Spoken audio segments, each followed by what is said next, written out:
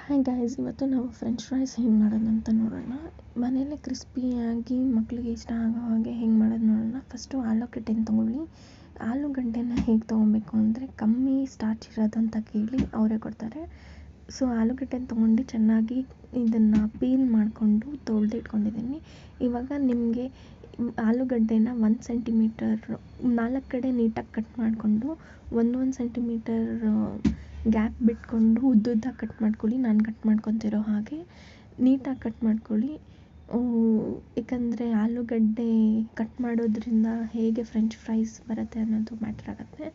So ನಿಮ್ಮ ಹತ್ರ French fries ಮಾಡೋದು ನಿಮ್ಮ ಹತ್ರ ಏನಾದರೂ ಮಷಿನ್ ಕಟ್ ಮಾಡೋದಿದ್ದರೆ ಅದರಿಂದನೂ ಹಾಗೆ ಕಟ್ ಮಾಡ್ಕೊಬೋದು. ಇವಾಗ ಕಟ್ ಮಾಡ್ಕೊಂಡ್ಮೇಲೆ ನೀಟಾಗಿ ಆಲೂಗಡ್ಡೆನ ತೊಳೆದಿಟ್ಕೊಳ್ಳೋಣ ತಣ್ಣೀರಲ್ಲಿ. ಯಾಕಂದರೆ ಅಲ್ಲಿರೋ ಸ್ಟಾರ್ಚ್ ಎಲ್ಲ ಹೋಗಬೇಕು. ಸ್ಟಾರ್ಚ್ ಹೋದಷ್ಟು ನಿಮಗೆ ಕ್ರಿಸ್ಪಿನೆಸ್ ಅನ್ನೋದು ಬರುತ್ತೆ ಆಲೂಗಡ್ಡೆಯಲ್ಲಿ ಫ್ರೆಂಚ್ ಫ್ರೈಸ್ ಮಾಡಬೇಕಾದ್ರೆ. ಸೊ ಅದಕ್ಕೆ ಇವಾಗ ಬಿಸಿನೀರಿಗೆ ಒಂದು ಸ್ವಲ್ಪ ಬೆಚ್ಚಿರೋ ಬಿಸಿನೀರಿಗೆ ನಾವು ಆಲೂಗಡ್ಡೆನ ಹಾಕ್ಕೊಳ್ಳೋಣ.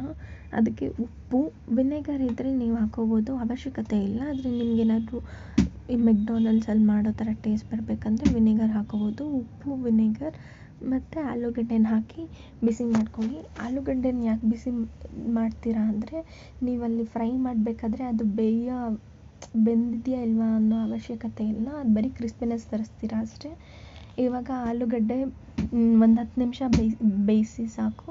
10 ನಿಮಿಷ ಬೇಯಿಸಿದ ಮೇಲೆ ಎತ್ತಿ ಇಟ್ಕೊಂಡ್ಬಿಡಿ ಒಂದು ಜಾಲರಿಗೆ. ಅದು ಎಲ್ಲ ನೀರೆಲ್ಲ ಹೋಗಬೇಕು, ಇಲ್ಲಾಂದರೆ ಫ್ರೈ ಮಾಡಬೇಕಾದ್ರೆ ಎಣ್ಣೆ ನಿಮ್ಮ ಮುಖದ ಮೇಲೆ ಹಾರುತ್ತೆ. ಅದಕ್ಕೆ ಇವಾಗ ನೋಡಿ ಆಲೂಗಡ್ಡೆ ಬೆಂದಿದೆ.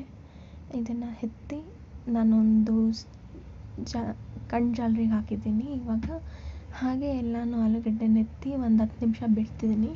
10 ನಿಮಿಷ ಇದನ್ನು ಬಿಟ್ಟ ಮೇಲೆಲ್ಲ ನೀರು ಹೋಗಿರುತ್ತೆ. ಎಣ್ಣೆನ ತುಂಬ ಬಿಸಿ ಮಾಡಿ, ಅಂದರೆ ನೀವು ತುಂಬ ಬಿಸಿಯಾಗಿರ್ಬೇಕು ಎಣ್ಣೆ ಬಿಸಿ ಆದ ತಕ್ಷಣ ಫುಲ್ಲು ಚೆನ್ನಾಗಿ ಬಿಸಿ ಆದಮೇಲೆ ಅದನ್ನು ಆಲೂಗಡ್ಡೆನ ಹಾಕಿ ಫ್ರೈ ಮಾಡಿ.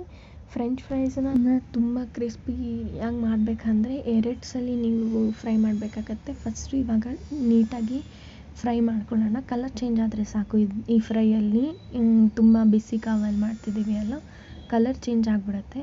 ಕಲರ್ ಚೇಂಜ್ ಆದ ತಕ್ಷಣ ನೀವು ನೋಡ್ಬೋದು, ಕಲರ್ ಚೇಂಜ್ ಆಗಬೇಕು. ಕಲರ್ ಚೇಂಜ್ ಆದ ತಕ್ಷಣ ನೀವು ಫ್ರೆಂಚ್ ಫ್ರೈಸ್ನ ಎತ್ಬಿಡೋಣ. ಇವಾಗ ನೀವು ನೋಡ್ತಿರಬಹುದು ಫ್ರೆಂಚ್ ಫ್ರೈಸ್ ಅಲ್ಲೇ ಒಂದು ಸ್ವಲ್ಪ ಕಲರ್ ಚೇಂಜ್ ಆಗಿದೆ ನಂದು. ಸೊ ಇವಾಗ ನಾನು ಎತ್ತಿಕ್ತಿದ್ದೀನಿ ಎಲ್ಲ. ಸೊ ಫ್ರೆಂಚ್ ಫ್ರೈಸ್ ಎತ್ತಿಕ್ಕಿದ್ದೀನಿ. ಇವಾಗ ನೋಡ್ತಿರ್ಬೋದು, ಹೀಗೆ ಕೂಡ ಬಿಡ್ಬೋದು ಸಾಲ್ಟ್ ಮತ್ತು ಚಿಲ್ಲಿ ಪೌಡರ್ ಹಾಕಿ. ಇನ್ನೂ ಕ್ರಿಸ್ಪಿ ಬೇಕಂದರೆ ಕಮ್ಮಿ ಕಾವಲ್ಲಿ ಇಲ್ಲ ಲೋ ಟು ಮೀಡಿಯಮ್ ಫ್ಲೇಮಲ್ಲಿ ಇಕ್ಕಿ ಇನ್ನೊಂದು ಸ್ವಲ್ಪ ಫ್ರೈ ಮಾಡ್ಕೊಳ್ಳೋಣ. ಇವಾಗ ನೋಡ್ತಿರ್ಬೋದು ಎಷ್ಟು ಚೆನ್ನಾಗಿ ಫ್ರೆಂಚ್ ಫ್ರೈಸ್ ಆಗಿದೆ. ಇದನ್ನು ಕೆಚಪ್ ಇಲ್ಲ ಅಂದರೆ ಪೆರಿ ಜೊತೆ